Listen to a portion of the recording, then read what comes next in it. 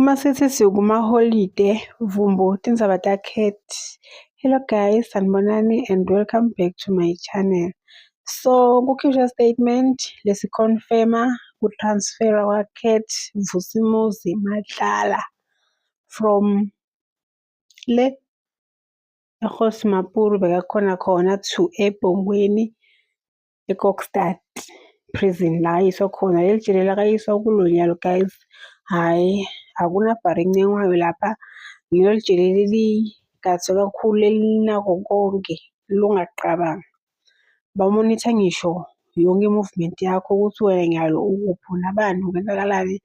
Yes, khona lapho ngilo lona leli jele lela lokuthiwa uma ukhona khona uyagalelwa nesikhathi sokuphuma uyoshayelwa moya uphinde ubuyele phakathi. And kuthiwa kulela jele kugcinwa abantu laba dangerous, so asathi ukuthi abantu laba dangerous naKat Madlala bahlangana njani leli njalo. Asisho ukuthi ayikho dangerous, but as for yena bekasalinze i-trial.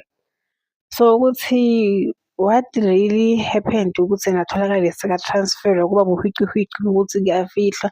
Thina sesithola sekune-statement lesikhishwa kuvele siconfirm ukuthi yes 21 December vele watransfer wayiswa ngala. So ukuthi iChristmas yakhe uyidlele eKokstad.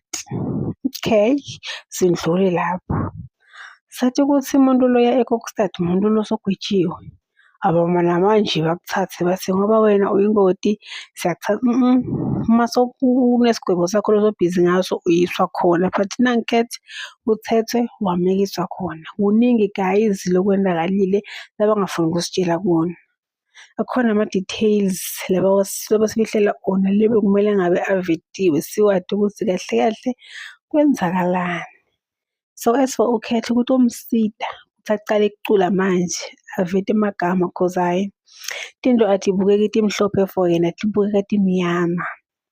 So guys, asithembe ukuthi kutothiwa kuqhubeka ithi asithembeni ukuthi kutothiwa maqeda kwenteka konke lokhu sithi masingena ku-2026 ma-details sibe sesiwatholile because no akuhlangani. So guys, bantu badivayidekile bavelile labanye bathi no Cat aka-treat-wa fairly because akakasangagwetshwa. 2 usalinze i-trial.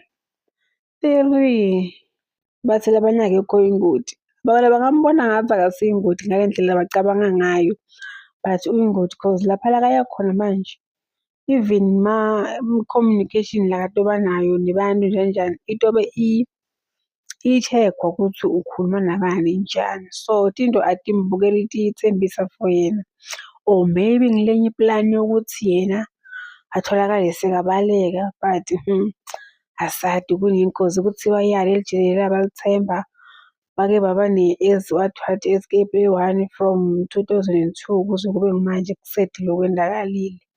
So asadi stova khona kuthi from nyalo kuyiwaphi, from la uKat indzaba yakhe ithini cause awugqoki orange usangakagwetshwa and yena lapha uyale.